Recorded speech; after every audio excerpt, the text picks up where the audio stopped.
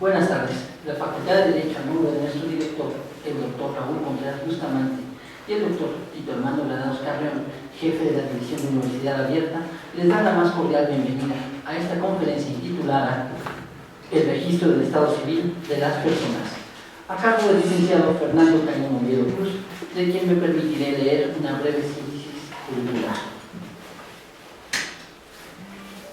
El licenciado Fernando es licenciado en Derecho por la Facultad de Derecho de la UNAM y se encuentra en trámites de titulación de la especialidad en Derecho Familiar por la misma institución. Es profesor en la Facultad de Derecho de la UNAM y miembro del Colegio de Profesores de Derecho Civil y del Colegio de Profesores de Sociología General y Jurídica de la institución antes mencionada. Fue meritorio en el Tribunal Superior de Justicia de la Ciudad de México y se desempeñó como asesor jurídico en la Secretaría de Telecomunicaciones y Transportes. Actualmente se desempeña como abogado postulante en materia familiar, civil, mercantil y laboral. A continuación daré una reseña de la conferencia. Se presenta el tema de elementos o atributos de la persona desde el derecho humano de la seguridad jurídica y su garantía de legalidad dentro del mundo de lo social, considerando el derecho y fines, seguridad, la justicia y el bien común, para estudiar la rectificación del nombre en los atestados del registro civil y el cambio de nombre y género. En virtud de las reformas que derogaron ambos aspectos y procedimientos del Código Civil y de procedimientos civiles para la Ciudad de México, relegándolos a simples procedimientos administrativos, el segundo solo para mayores de edad, pues cabe mencionar que los menores de edad que deseen cambiar su nombre y género aún deben seguir por la vía jurisdiccional su solicitud. Y aun cuando ha pasado tiempo desde su implementación en nuestra ciudad, los pros y contras de su desjudicialización dejaron de lado el imperio de la ley en la toma de decisiones de gobernados y autoridades respecto del nombre, cuando es una cuestión de orden público e interés social. Sin más, los dejo con el maestro.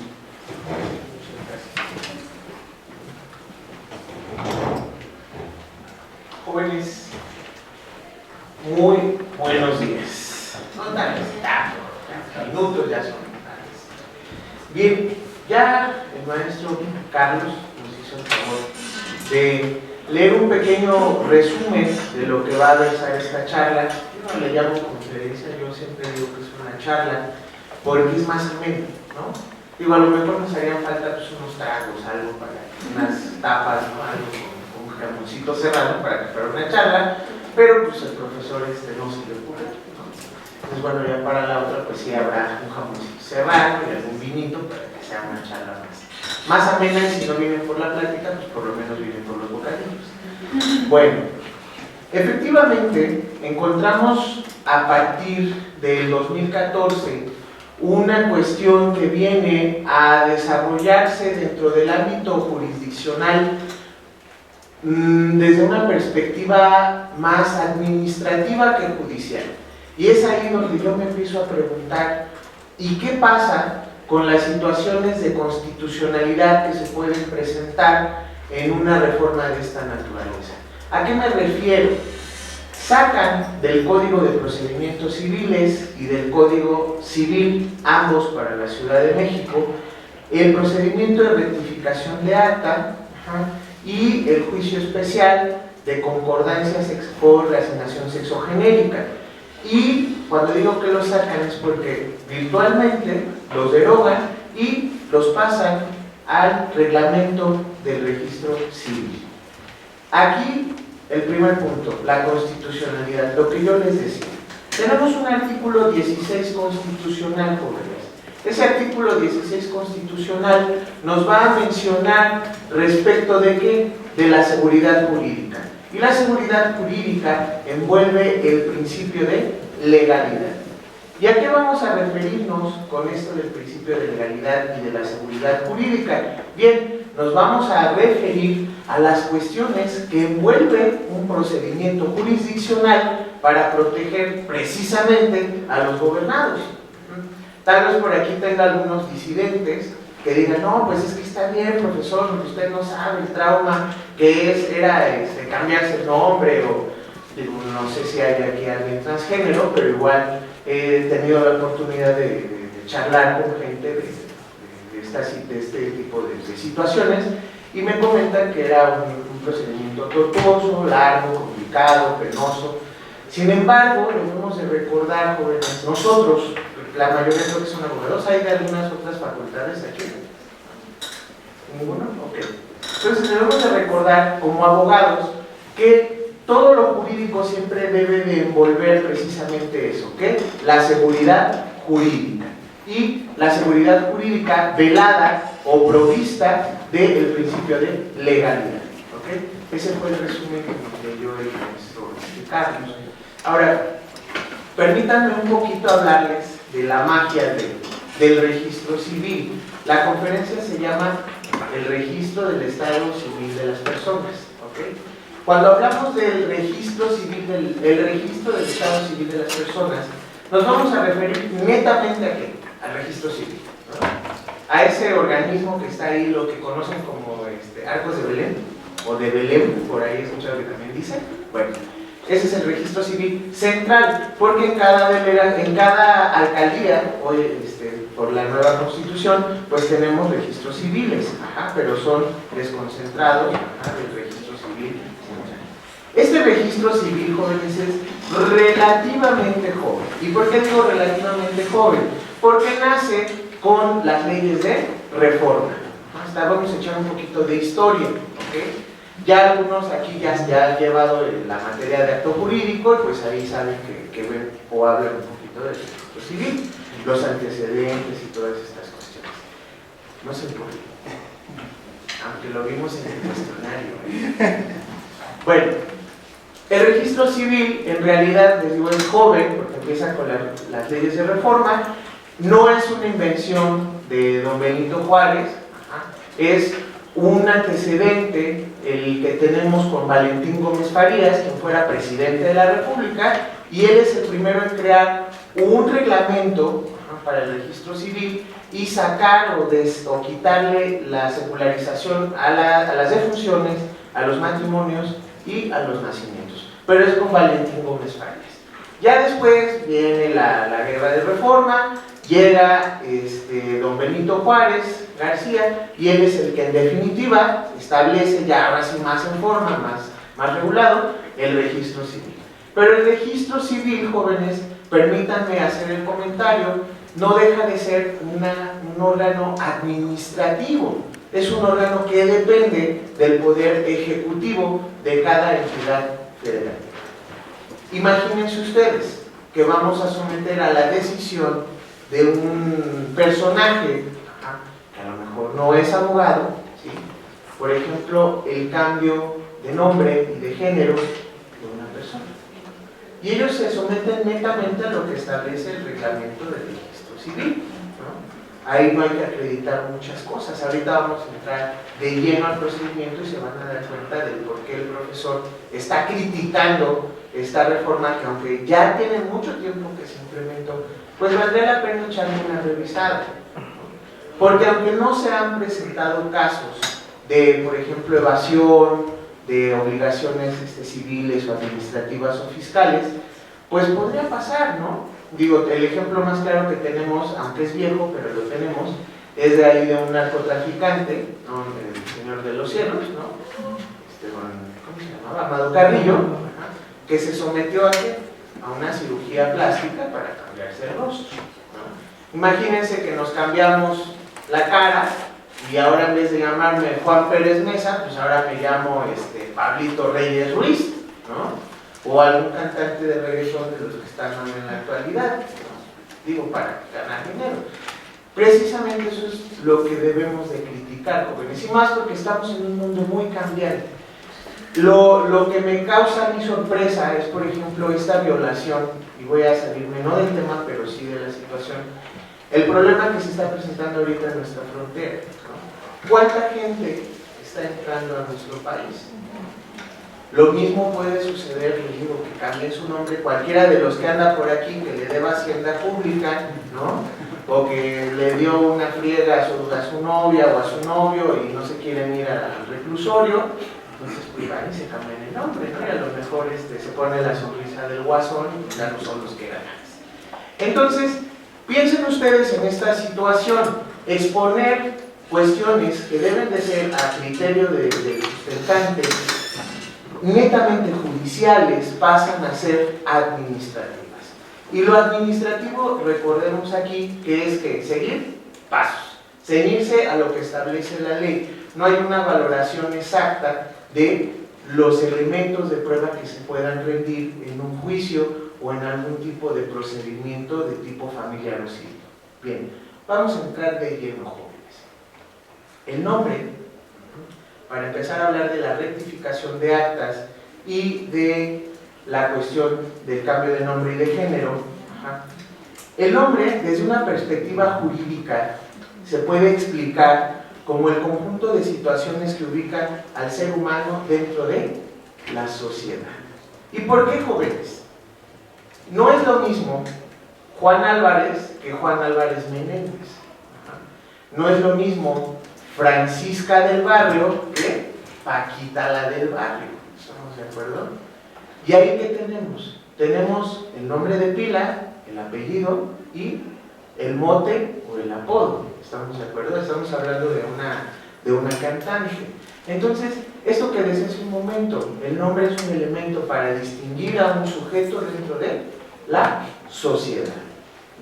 Imagínense ustedes ahora que el nombre tiene una estructura bastante compleja. Oiga, maestro, no es cierto, solo se compone de uno o varios nombres y los apellidos.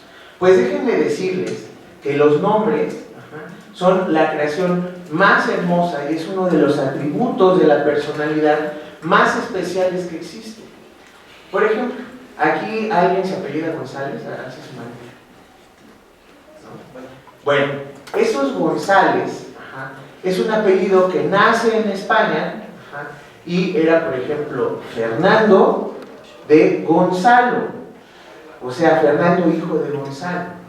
Posteriormente se desarrolló la implementación de la ES o de la EZ para nuestro castellano actual y se le puso Fernando González.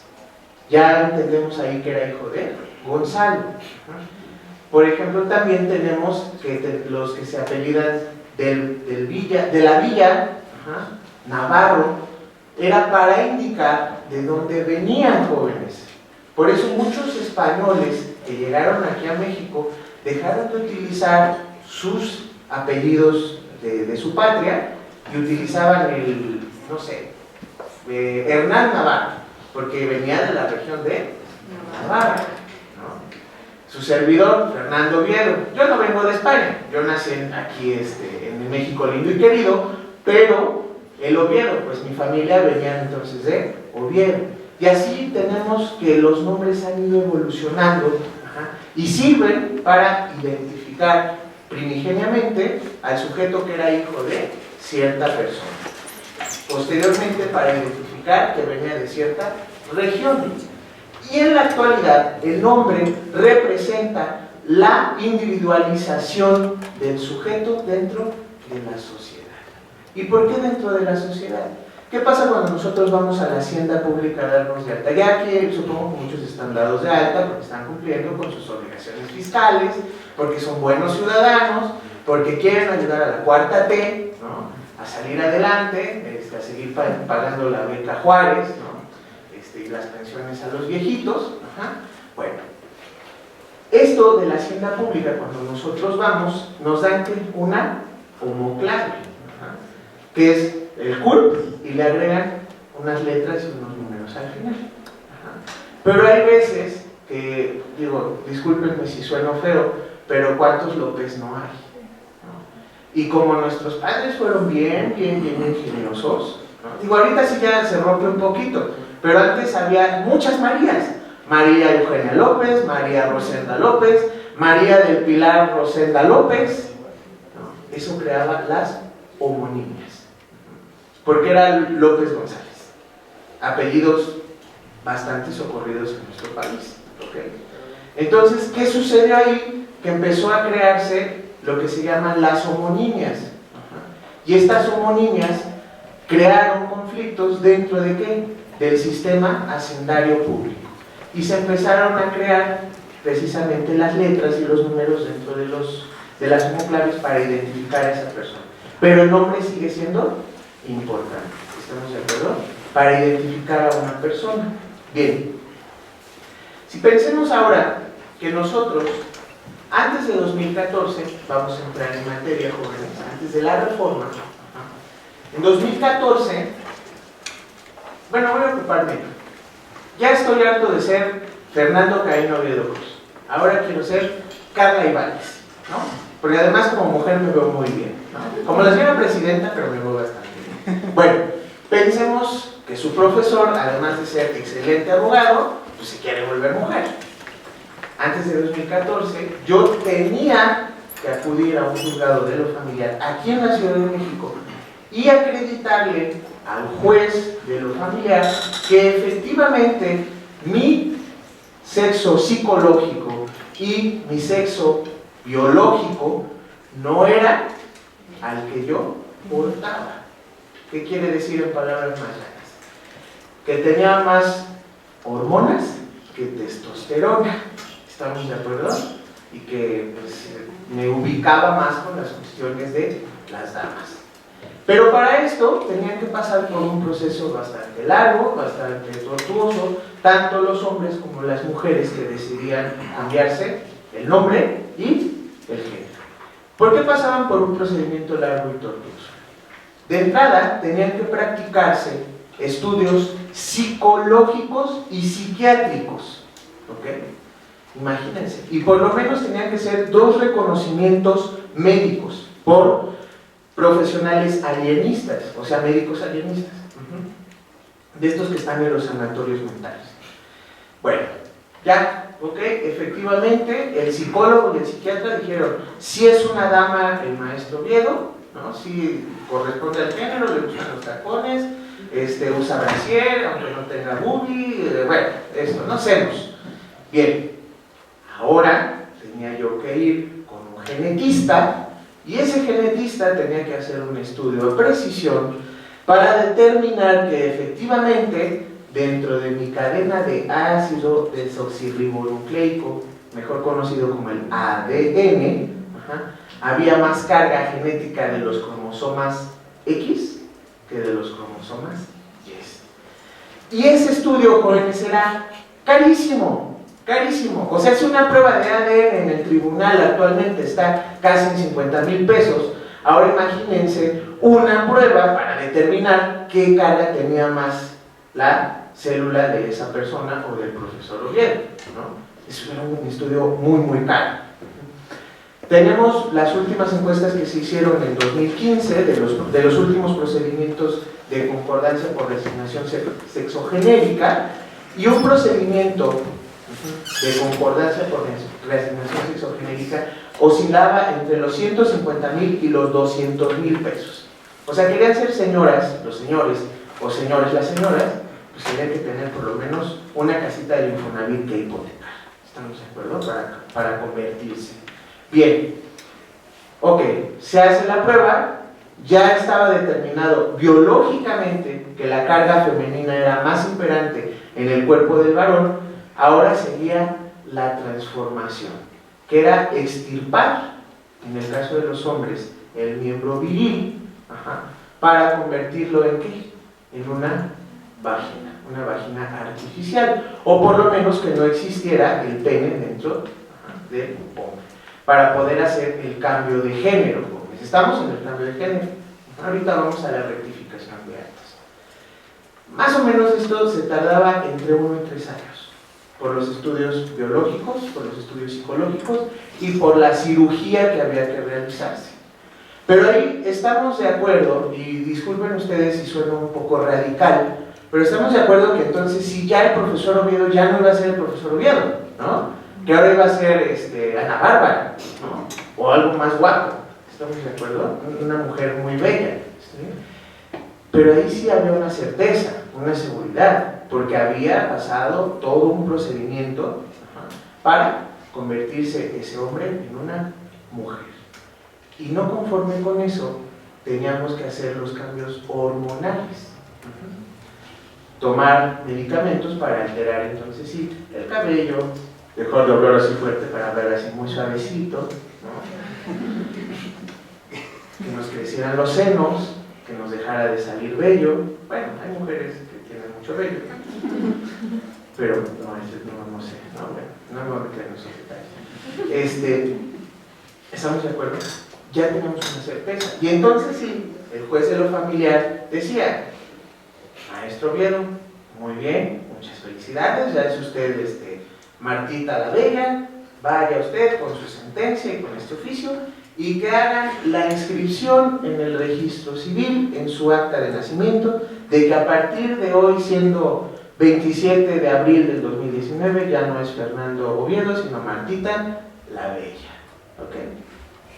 Pues qué padre, ¿no? Felicidades por lo que lograron en ese momento. Después de eso, hubo ahí unos disconformes que dijeron: ¿saben qué? Yo no estoy de acuerdo en que en mi acta de nacimiento siga apareciendo mi nombre anterior. O sea, yo ya soy Martita y Martita me he de morir.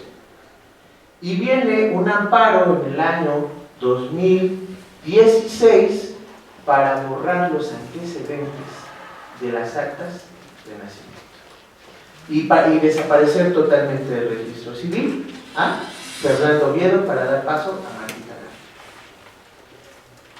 Bella. Imagínense, joven, qué complicado. ¿Estamos de acuerdo?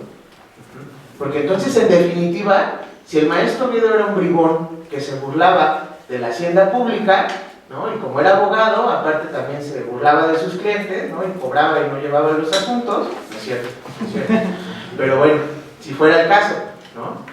Pues ya no vamos a poder demandar al maestro Oviedo, ni vamos a poder llevar al maestro Oviedo a la cárcel, ¿no? Porque ya el maestro Oviedo, ¿qué? Ya no existe, ya lo borramos un plumazo, ¿no?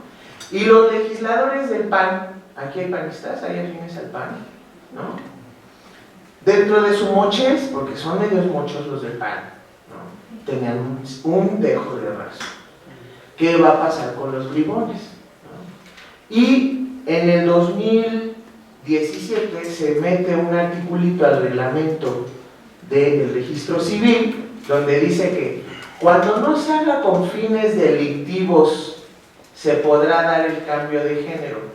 Yo no creo que nadie en el mundo vaya y le diga al oficial del registro civil: oiga, me quiero cambiar el nombre y el género porque debo 3 abonos en Coppel. Está medio ilógico, ¿no? Pero bueno, yo les llamo legislaciones al vapor. Esto es una legislación al vapor. Y atendió principalmente a las necesidades de la comunidad, todas las reglas, LGBTI, Q y no sé qué tantas ya le agregaron ahora. Y yo ni estoy en contra, ni soy como homofóbico, simplemente soy jurista y así me gusta que las cosas se hagan. Bien, bueno. ¿Qué pasa en 2014? En 2014 sacan esto, lo pasan al registro civil, le dicen: con que usted venga y diga yo quiero ser mujer y venga disfrazado de mujer, porque no te piden que demuestres que efectivamente eres una dama o que efectivamente eres un varón, te dan tu cambio de nombre y tu cambio de género, por lo menos en el acta de nacimiento. Ya sabrá Dios si sí se hizo la operación o no. ¿Qué seguridad jurídica podemos tener nosotros frente a este tipo de situaciones? Ninguna, porque nada más es una declaración unilateral de la voluntad si nos referimos al acto jurídico, ¿ok? Y debemos de recordar que todas estas normas son de interés social y observancia pública, o de orden público, ¿ok? Imagínense entonces, qué bárbaros, ¿no? Pero bueno, así estaban los legisladores del 2014, ¿no? Bueno, ahora pasemos a algo bien común, bien común. La rectificación de acta. Antes era un juicio que era pues, bastante largo, ¿no? Porque había que ir al juez de lo familiar, porque había que llevar testigos, porque había que llevar el vestido del bautizo de la abuelita donde tenía bordado ahí María Magdalena Martínez Torres de la Cruz Santa Ana García, porque era de Monterrey, ¿no? Y aparte, pues llevar documentos y todas estas cosas. Ajá. ¿Y qué pasó en 2014? También dijeron, lo pasamos al reglamento del registro civil y lo único que tienen que hacer es llenar un formato poner 2 que 3 papeles ahí que efectivamente acrediten que sí era Panchita López y no Francisca López, y se acabó. Porque a la señora le gustaba que le dijeran Panchita, no Francisca, Panchita, ¿no? O lo muy común, que los abuelitos, ¿no? La abuelita que era doña Gertrudis González López, viuda de Guzmán, porque se oía muy nice, ¿no? Muy fifí, como dice el presidente, ¿no? Y luego en su credencial de elector, pues nomás decía Eusebia López Rodríguez, o como se llamara. Y en el acta de nacimiento también, ¿no? De sus hijos. Eusebia López Ramírez de Guzmán, porque se oía más elegante, ¿no? Un rollazo, jóvenes, un rollazo.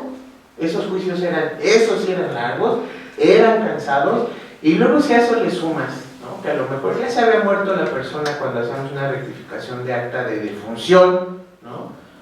O de nacimiento, pero ya estaba fallecido, pues, era complicadísimo. Y luego les preguntaban a los testigos y los testigos decían, pues es que el abogado me dijo. ¿Le consta o no le consta, señor? No a su abogado, a usted, ¿no? Y pues es que eran testigos preparados, ¿no? Pero bueno, ahí yo creo que fue de alguna manera bastante atinado. ¿Por qué? Porque los juicios de rectificación acarreaban muchos problemas, porque estaban las sucesiones, por ejemplo, ¿no? Y no nada más las de los difuntos o de los que estábamos rectificando las actas, sino también de los hijos, ¿no? Por ejemplo, que la señora era viuda de Guzmán, en su credencial aparecía nada más como López Rodríguez, y en el acta de nacimiento era López Rodríguez de Guzmán. ¡Qué lío!, ¿no? Entonces, fue un acierto, sí, pero no como hicieron la reforma. Porque cuando hacen la reforma y pasan del Código Civil al reglamento del registro civil, todo este capítulo del Código Civil, lo único que dicen es, vienes, me llenas un formato, tráeme su acta de nacimiento, manifiesta bajo protesta de decir verdad que efectivamente se trataba a la misma persona los 3 nombres, y se acabó. Y les voy a platicar un poquito de mi experiencia profesional. Tengo una sucesión que ahorita todavía estoy litigando, la tomé en el 2015. El hijo, Vivales, ¿no?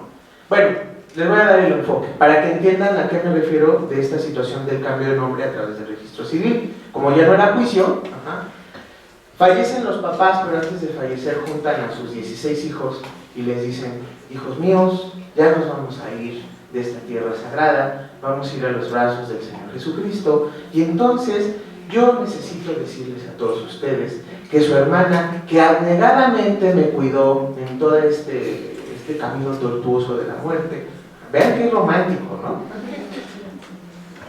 Va a ser mi única y universal heredera. Y los hijos en el momento dijeron, no, sí, papito, hermoso, usted váyase con Dios, con cuidado, no va a pasar nada. Nosotros vamos a cuidar de nuestra pequeña e indefensa hermana. Ajá.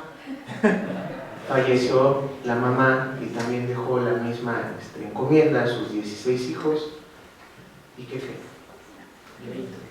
Que los desgraciados, porque no los puedo llamar de otra manera, abrieron la sucesión, le dijeron a la hermana, o le entras a la sucesión o la vendemos y no te vamos a dar ni un palmo de narices.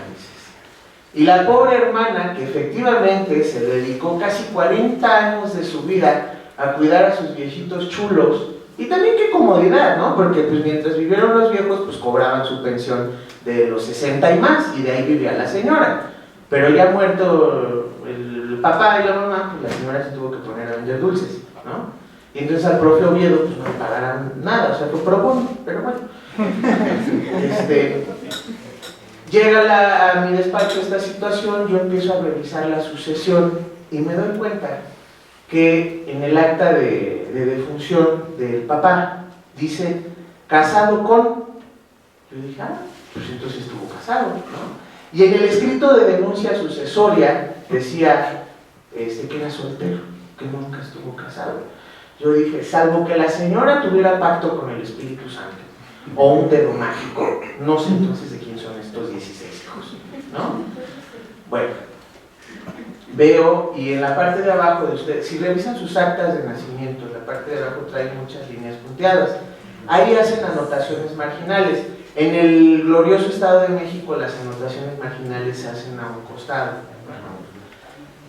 Entonces, bueno, en el Distrito Federal se hacen abajo, veo abajo que dice procedimiento de rectificación de acta de defunción. Dije, a ver, vamos a revisarlo, ¿no? Acuérdense que los abogados debemos de ser investigadores, como perros a huesos, ¿no? Hay que buscar hasta el último conejo. Entonces me meto, veo en internet y encuentro que efectivamente había un procedimiento de rectificación de acta de defunción. Y lo único que hizo el hermano mayor, el que prometió solemnemente ante la Biblia, que iba a cuidar a su hermana y que él iba a ser el protector de la última voluntad de sus padres, fue el mismo que fue a rectificar el acta. Y él declaró que su papá no era casado, sino soltero, y que desconocía quién era la señora, o sea, su mamá. Qué desgraciado, ¿no? La verdad.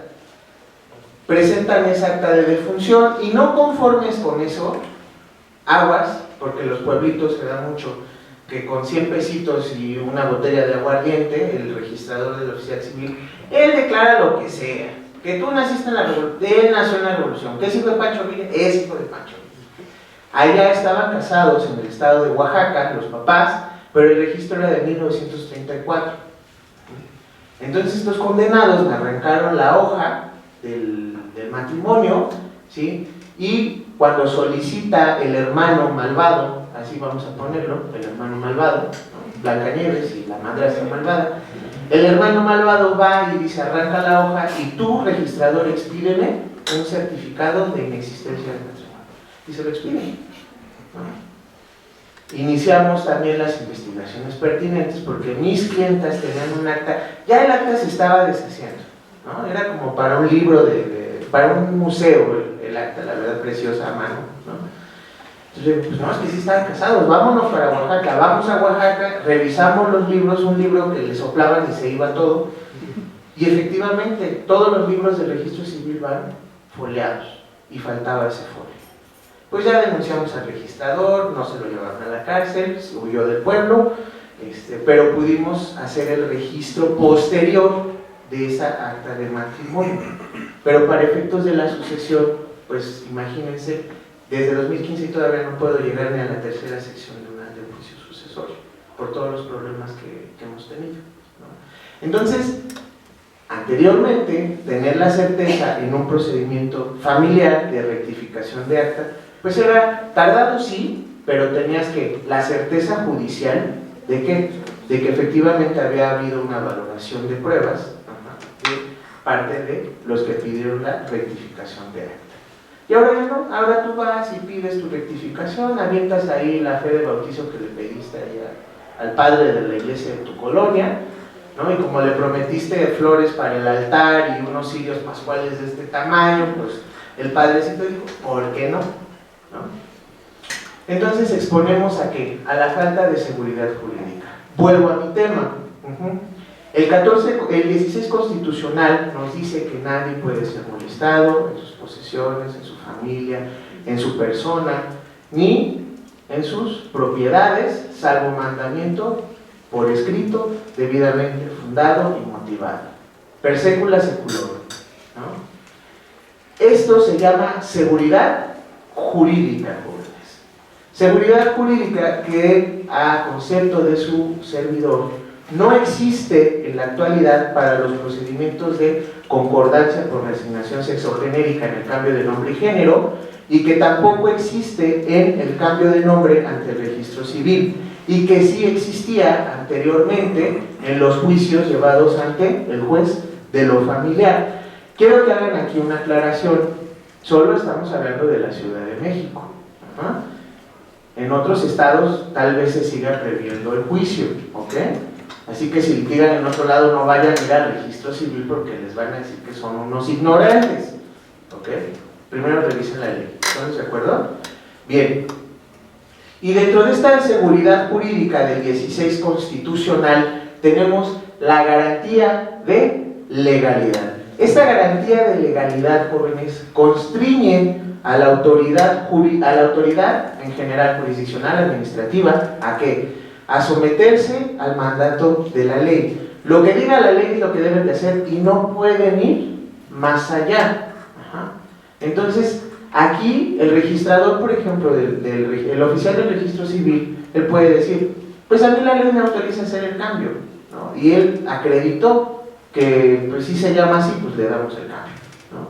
Lo que no pasaba con el juez. El juez, como tiene algo que se llama imperius lex o imperio de la ley, él decía, pues sí, me trajiste los documentos, pero estos documentos se ve que son del registro civil de Santo Domingo, no de Arcos de Belén, ¿no? O sea, más chuecos que mis dedos por la artritis. ¿Estamos de acuerdo? Entonces, bueno, es bastante complicado y no es lo mismo, quiero que vean ustedes, un juzgado que un registro civil. Porque en el registro civil regularmente, ¿quién está, jóvenes? Gente que no es abogada, que llegaron el día que se inauguró el registro civil, pidieron trabajo y se los dieron. Y no estoy discriminando a nadie porque no tenga una preparación académica. Simplemente que en temas de legalidad, de certeza jurídica y de protección a las normas, siempre debe de imperar la ley. ¿Estamos de acuerdo? No la necesidad de unos cuantos. Ahora, debemos de recordar que la legalidad y la seguridad jurídica buscan ¿qué? ¿Qué es lo que siempre nos dicen? El bien común. Este bien común, ¿de qué se trata? No de que todos estemos felices, jóvenes. Eso de la república amorosa y eso no, eso es un... Exacto, ya lo dijo la compañera, yo no dije nada, señor presidente. No, el bien común implica que todos debemos de tener, o por lo menos la mayoría, el beneficio de lo que se está llevando a cabo. Y aquí los únicos que se beneficiaron pues fueron las pequeñas comunidades como la comunidad LGBTI en la concordancia por reasignación sexogenérica, y los bribones que quieren hacer trampa, ¿no? ¿Por qué? Porque al final, ¿qué les estoy diciendo ahorita, no? De la pobre hermana que cuidó a sus papás 40 años y que le tocó nada, porque no le va a tocar nada a la pobre, ¿no? Aparte ya ni es hija de los señores, o sea, imagínense. Bueno, bastante complicado el asunto. Y por eso nace esta develación o esta plática o esta charla, porque nos estamos enfrentando, jóvenes, a que los legisladores están sacando reformas al vapor y ad hoc. Y la norma, recuerden ustedes que constitucionalmente las normas no pueden ser especiales, no deben de ser nada más para un grupo, deben de ser para la generalidad, porque estamos en un estado de... Bueno, se supone que estamos en un estado de derecho, ¿eh? Yo ni soy rojillo ni soy marxista, yo defiendo la ley, ¿estamos de acuerdo? Porque por ahí Eduardo J. Couture nos dice en uno de los mandamientos del decálogo del abogado: ama a tu profesión, ¿no? Y yo la amo, o sea, es la mejor mujer que me pude haber conseguido en la vida, de derecho, ¿no? Bueno, es como la amante. En fin, yo porque tengo novia, no se vaya a enojar, ¿no? Bueno, entonces tenemos aquí dos cuestiones.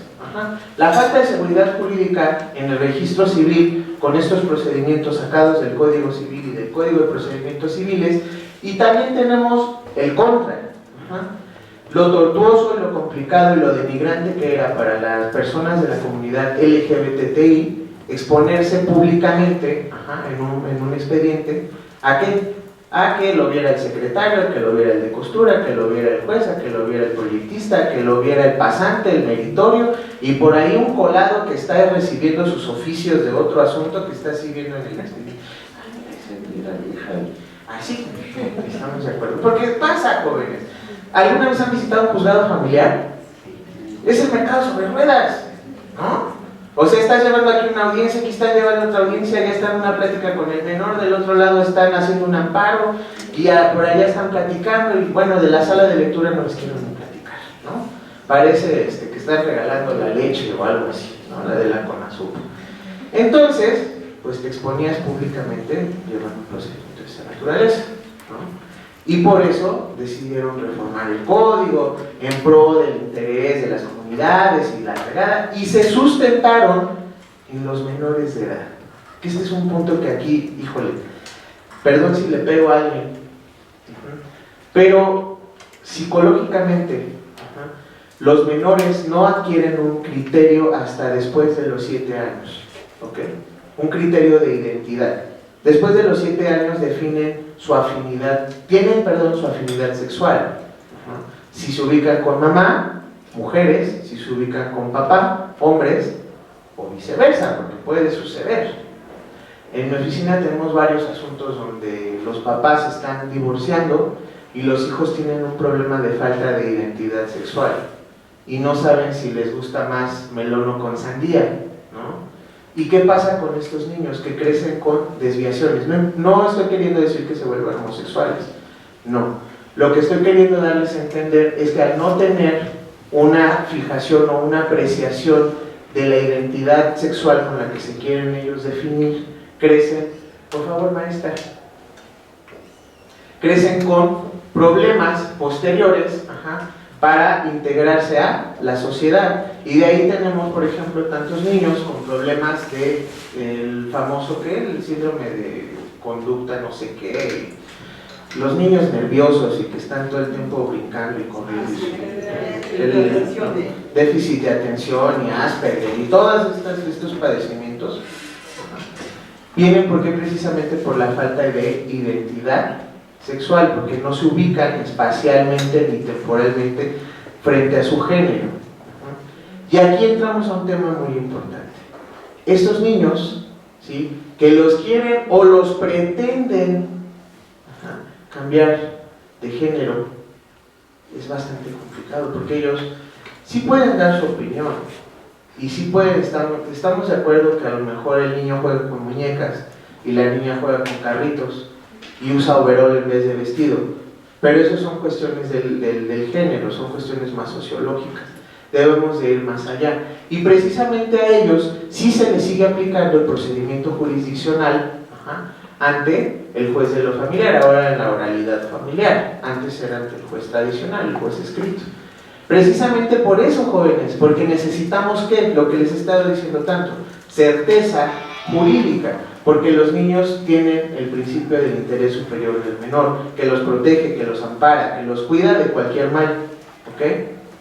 Y entonces estos menores de edad sí necesitan desahogar todo un procedimiento, someterse a las pruebas psicológicas, psiquiátricas, de tipo biológicas, para poder determinar que efectivamente no se trata de su género con el que ellos tienen en su mente.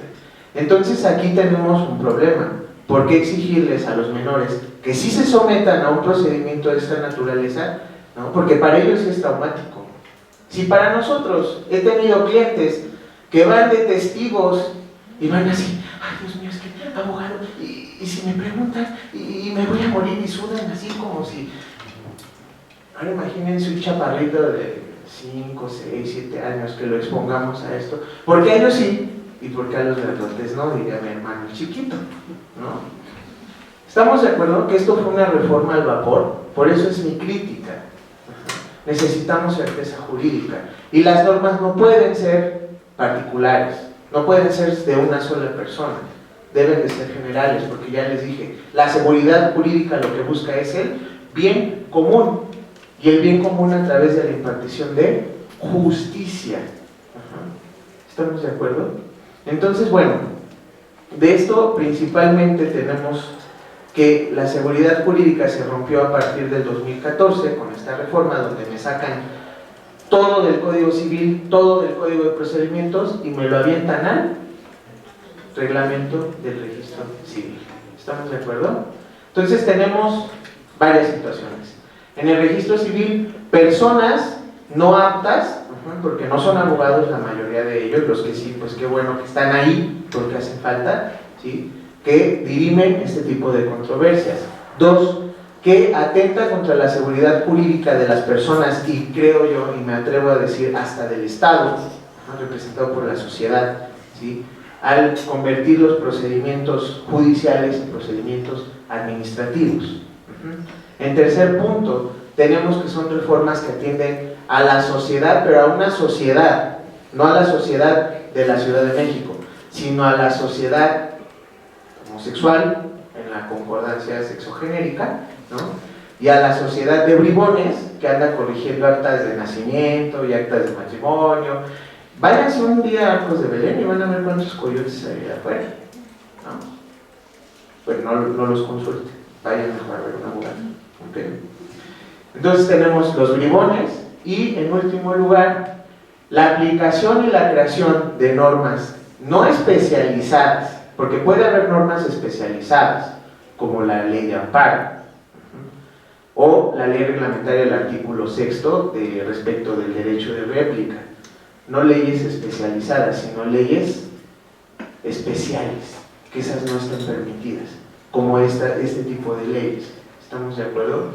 O como el matrimonio, también entre parejas del mismo sexo, ¿no? Matrimonio, para hacer una breve anotación, es matri, mujer, monio, cosas, las cosas de la mujer, y por eso es patrimonio. Patri, padre, monio, cosas, las cosas del padre. ¿Estamos de acuerdo? Y me ponen matrimonio y dicen que el matrimonio es la unión de dos personas. Entonces casémonos con Coca-Cola y después nos divorciamos, ¿no? Imagínense la pensionsota que nos van a dar. Todas las reformas que se han llevado actualmente en la Ciudad de México, no opino que vayan mal encaminadas. Lo que opino es que están mal hechas. Y no porque sean tontos las personas, los legisladores o sus asesores, sino porque simplemente recuerden que los periodos de alcaldes, de jefes de gobierno son muy cortitos. Entonces, ¿qué buscamos? Pues que en las próximas elecciones jalar a las comunidades pequeñas, a las mujeres violentadas, a la comunidad homosexual, que yo de pequeña no le veo nada, es bastante grande, ¿no? Y así sucesivamente jalar todos estos grupos para obtener votos. ¿Estamos de acuerdo? Entonces esta reforma por esas razones está mal, porque no fue hecha jurídicamente, no fue hecha concienzudamente. Y lo acaba de decir el director en la mañana. Asistimos al desayuno del Colegio de Profesores de Derecho Civil y dijo que la legislación del Distrito Federal, de la Ciudad de México, es ya la que menos se parece a todas las legislaciones de la República Mexicana, y que estamos innovando, pero yo diría como mi abuela, innovando como los nopales, arriba a lo baboso, ¿no? Entonces sí hay que tener mucho cuidado. Sí valdría la pena que cuando cada uno de ustedes llegue a los escaños, que les den la curul, ¿no? Allá en la Cámara, ahora sí de diputados en la Ciudad de México, pues que si no quieren echarle ustedes coco, pues que llamen a gente que sepa, ¿no? Como su servidor, como muchos de los maestros que estamos aquí para hacer reformas, ¿no? Porque inclusive la Constitución de la Ciudad de México, jóvenes, es una cochinada, no sirve, regula cosas que deben estar en leyes secundarias. Entonces sí necesitamos corregir muchos de los problemas que se están suscitando ahorita, ¿ok? Bueno, vamos a una sesión rápida de preguntas y respuestas, ¿les parece bien? ¿O no tienen preguntas? Ya se quieren ir. Yo nada más vine por mi punto, los que vinieron por punto y ya, se acabó, ¿no? Entonces, ¿aquí nos ayuda? Sí, por favor. El licenciado Martín es un colaborador mío. Pasen por favor sus preguntas. ¿Les dieron un papelito a la entrada? Pónganle su nombre y la pregunta, ¿ok? ¿Estamos de acuerdo? Por favor.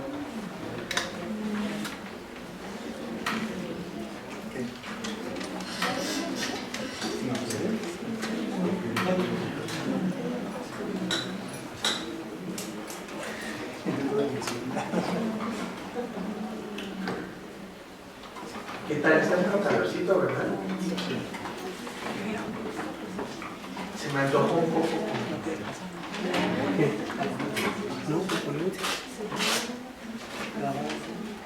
¿No hay preguntas? Sí, pero pues ya pasen las porque el tiempo es solo muy... ¿Ah, sí? A ver, ¿cómo se llama, compañero? Héctor Ruiz Butrón. Héctor Ruiz Butrón. Dígame, don Héctor, ¿es de aquí en la facultad? Sí. ¿Sí? Maestro, alumno, No, compañero. Egresado, pero venimos a las conferencias. Ah, muy bien, bienvenido a su casa siempre. Así es. Dígame, compañero Héctor. Mire, una persona está registrada con el mismo nombre en el Estado de México y en el Distrito Federal. Pero esta persona dice, yo nada más quiero ahora sí que yo quiero ser del DF nada ¿sí? ¿Hay algún...? Y decía, es que me dicen que pida la nulidad del registro en el Estado de México.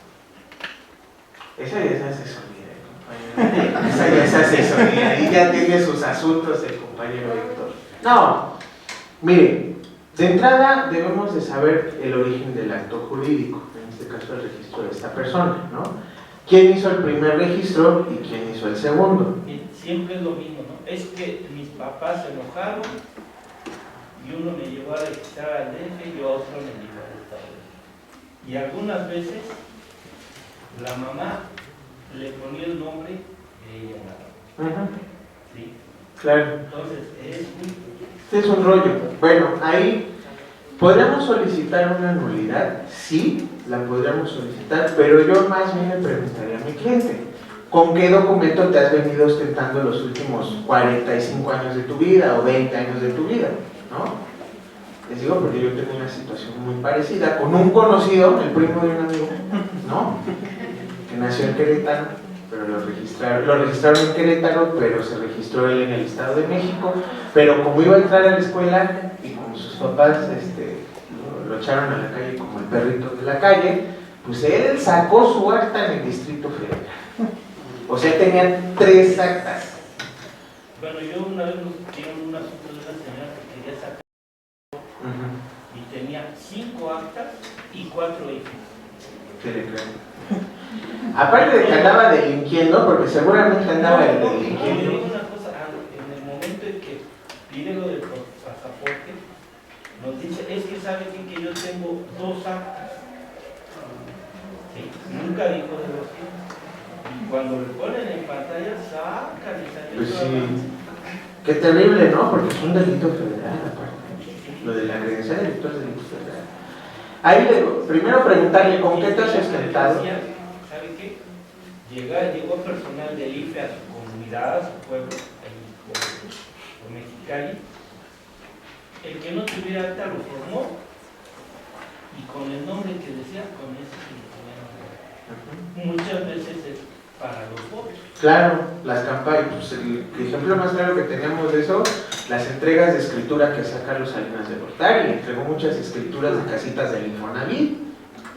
Esas escrituras tienen la misma validez que un cupón de galletas de la mesa para un refresco de Coca-Cola. O los IFE de los guatemaltecos. Por ejemplo, entonces ahí tenemos que preguntar primero con cuál acta se ha ostentado. Y si ha utilizado indistintamente ambas actas o todas las actas y todas las credenciales, ¿no? Pues iniciar precisamente un procedimiento administrativo, sí en materia de las credenciales del lector, pero un procedimiento jurisdiccional de nulidad, ¿ante quién? Pues sería ante el juez familiar. Exactamente. ¿Para qué? Para echar abajo ese atestado y que el juez de lo familiar ordene al registro civil la cancelación de ese documento. ¿Ok? Muchas gracias. Mande, compañera. Por ejemplo, las constancias de inexistencia de matrimonio o de existencia de matrimonio, ¿cómo la llaman? De constancia y inexistencia de matrimonio. ¿Se tramitan, nada más en la entidad federativa o, por ejemplo, se tramita la constancia aquí en el DF para saber si una persona está casada en el DF, pero si está casada en Tijuana no se sabe porque la constancia es acá o cómo es? Efectivamente, cada entidad estatal, cada estado de la República tiene su registro civil. ¿Se acuerdan que les dije, no? Aquí tenemos el registro civil central y luego en las delegaciones los desconcentrados. Ahora imagínense en los estados, que recuerden sus clases de constitucional. El estado, la entidad federativa se compone del municipio, que es la unidad principal del estado. Cada municipio tiene su registro civil.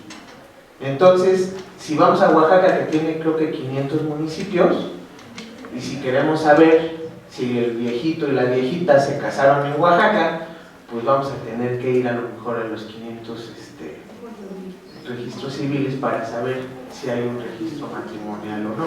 Porque pasa algo curioso, en los municipios a veces tienen sus cabeceras municipales y ahí hay 3 o 4 municipios adjuntos a ese municipio grande y es un solo registro civil, y digo, ahí qué padre, ya nos ahorramos. Pero cuando no, entonces sí tenemos que ir a cada registro civil de los municipios en las entidades federativas para sacar esa constancia de inexistencia de matrimonio.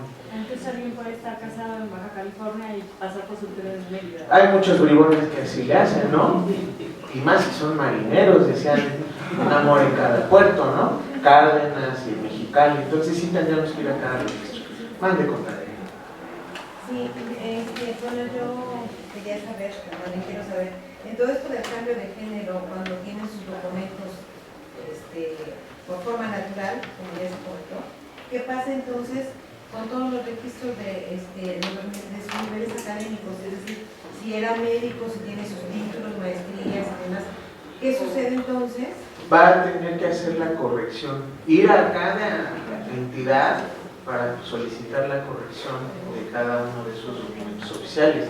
Credencial de lector, cartilla militar, sus títulos profesionales, las cédulas profesionales, el CURP, exactamente el CURP, ¿no? Para poder ser ahora como se llama, ¿no? Sí, necesariamente hay que hacer esa corrección. Bueno, era igual parte de eso, pero por ejemplo, ve que nos comentó de los registros de antecedentes de actas. Es decir, por ejemplo, si se cambia el nombre, pero aún así está el antecedente de quién se llamaba de otra forma, puede entrar, digamos, igual el título con el nombre del antecedente, o si es necesario que se cambie el nombre. ¿Cuál? ¿El título profesional? Híjole, ahí tendríamos que checar el reglamento de la Secretaría de Educación Pública, y si no, desconozco eso, compañero. Pero obviamente, pues, es que, a ver, aquí recuerden, no hay un antecedente. Aquí ya, ¿qué les dije hace rato? Dejas de ser Juan Pérez Mesa para convertirte en Juana Mesa. Bueno, eso es lo que también entendí, o sea, ya con la nueva reforma ya se borra lo del antecedente. Respecto del antecedente registral del acta de nacimiento, sí. Respecto de la cuestión de educación como títulos o certificados, ahí tendríamos que ver la reglamentación de la SEP. Dos preguntas. Una, ¿es reversible lo del cambio de género? O sea, ¿se podría...? Híjole, tendríamos que traer a un médico para saber si nos puede volver a colocar lo que ya nos quitó en la calidad de los Bueno, hombres. pero jurídicamente, pues. Jurídicamente sí. O sea, podría volver a... Así tan fácil como dejaste de ser Christopher para convertirte en Cristiana o en Cristina, pues puedes registrarse Christopher, pero sexualmente, quién sabe. O sea, es que mi pregunta iba encaminada, por ejemplo, con los bribones, ¿no? Supongamos que hay alguien que se quiere postular y quiere aprovechar las cuotas de género y me cambia el género para que en las listas de representación proporcional pueda entrar. Pues ya pasó. Se pasó precisamente Oaxaca, el estado más polémico de nuestro país. No, Oaxaca es otro mundo. Así, o sea, no se ha independizado porque no quiere. En Oaxaca, un grupo de legisladores, llamados todos Juanitas, se empadronaron, se empadronaron como Juanitas, porque una era Juana no sé qué y la otra era Juana, bueno, el otro era Juan no sé qué, y ganaron las elecciones como Juanitas. Y cuando llegaron pues ya al momento de entregarles la curul, ¿no? Allá en el Congreso de Oaxaca, dijeron, no, pues es que siempre ya no, pues mejor dejo a mi suplente. Y entraron los que eran los buenos medios. ¿Y cómo se dan cuenta? Porque ellos se habían registrado con el nombre de Juanita, pero cuando hicieron el cambio de ellos hacia sus suplentes, bueno, de ellas hacia sus suplentes, pues resulta ser que se ostentaron ya no como Juanitas, sino como los Juanes. Entonces sí hubo un cambio ahí, pero ¿qué pasó? Que hubo una burla, o sea, lo que les decía, los bribones, ¿estamos de acuerdo? Por eso sí es importante esta situación que dices tú. ¿Y pueden regresar? Sí pueden regresar, ¿no? Es hoy melón, mañana sangre. Más de Nuevamente, reiterando lo que dijo el compañero y la compañera, en un proceso legal y ya penal, igual queda automáticamente, o sea, ya no lo hizo él, y ya, porque ya se cambió a ella, o cómo quedaría. ¿En un proceso penal? Sí, o sea, por ejemplo, que él, bueno, en ese caso, exactamente, fue acusado de homicidio en su momento, pero ya se cambió a mujer. Él ya queda como que no hizo nada. Pues si lo logró antes de que lo agarraran, pues qué chido. Pues ¿dónde lo agarras? ¿Y qué les dije hace un momento? En el acta ya no va a aparecer. O sea, ya va a ser hombre o mujer, dependiendo del sexo. Ajá.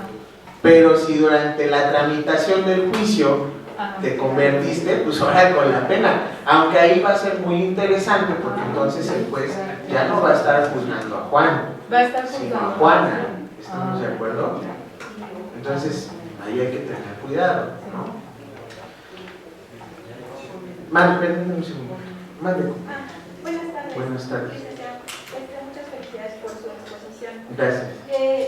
Yo tengo dos preguntas. Una está como muy parecida en el sentido al licenciado, porque en muchas ocasiones y desde hace muchísimos años y que eran mucho más acostumbrados, porque no se requerían tantos requisitos para registrar a los hijos, muchas veces las personas o que quedaban viudas o que se divorciaban o se separaban o vivían sencillamente con alguien más, tenían cierta cantidad de hijos del primer matrimonio o de su primer pareja y todos ellos se apellidaban de cierta forma, ¿no? Por ejemplo, López García, por decir algo. Y después se casaban con alguien o vivían con ese otro alguien y los volvía a reconocer o a registrar como sus hijos, ¿no? Entonces eran, por decir un apellido, García López, ¿no? Y entonces lo que sucede es que muchas personas que han vivido en ese contexto tienen dos actas de nacimiento con dos papás diferentes, aunque pudiera coincidir uno de ellos, pero finalmente estos casos sí los está considerando estas rectificaciones de las actas de registro civil. Y la segunda, en los casos en los que ya no va a estar el antecedente de la persona anterior que se modificó el nombre, el sexo, el género, etc. Porque muchos de ellos solamente modifican su nombre, ¿no? No solamente el género. En estos casos, al borrarse el antecedente, ¿qué sucede con sus situaciones de carácter patrimonial, no? Porque finalmente sus bienes correspondían a una persona y al eliminarse ese antecedente registral, pues ya no hay esa identidad respecto de la persona. Esas son mis preguntas. Bueno, respecto de la segunda pregunta, de las cuestiones patrimoniales, debemos de recordar que aunque no exista el antecedente, durante este procedimiento usted debe de realizar, o su cliente debe de realizar todas las gestiones jurisdiccionales necesarias o administrativas para hacer precisamente este cambio, o en su defecto acreditar que hubo un cambio para poder realizar el cambio, por ejemplo, en una escritura pública, ¿no? O en un negocio, en una sociedad mercantil, previo, ¿no? Porque ya después, ¿cómo demuestras que sí era así? ¿No? Y en la primera pregunta se me fue cuál era la... que en los casos en los que tienen las personas dos actas de nacimiento... Ok. Ahí tenemos dos cuestiones. Que primero era el papá y luego llegó otro papá más glorioso, ¿no? El que engendró se fue por cigarros y el que cría pues se quedó y les dijo, ahora te voy a dar mis apegos. Eso está mal hecho. O sea, eso es una cosa que se inventaron ahí en el Estado de México. Pero es una práctica... Sí, es muy socorrida, pero aquí es bien importante resaltar que cuando hay una situación de esta naturaleza, que el abnegado padre nuevo quiera registrar a los chimpayates de la esposa, tiene que realizar un procedimiento de adopción. ¿Okay? Lo cual no hacen. ¿Por qué? Porque él cuando los registra como suyos se llama, es un acta especial, el reconocimiento de hijo, es un reconocimiento de hijo, pero sí va a crear una confusión porque ese mismo sujeto tiene dos apellidos y dos padres. ¿Okay? Entonces tendríamos ahí que echar abajo el acto jurídico anterior, pero ya entendiendo al acto jurídico o estudiando al acto jurídico, el segundo es nulo, pero tenemos en materia familiar el interés superior del menor. Entonces un juez de lo familiar podría decir, pues sí, muy civil y con la pena, mi chavo, ¿no? No podemos declarar el reconocimiento de hijo nulo porque podríamos perjudicar al menor de edad. Bueno, pues muchas gracias por la información.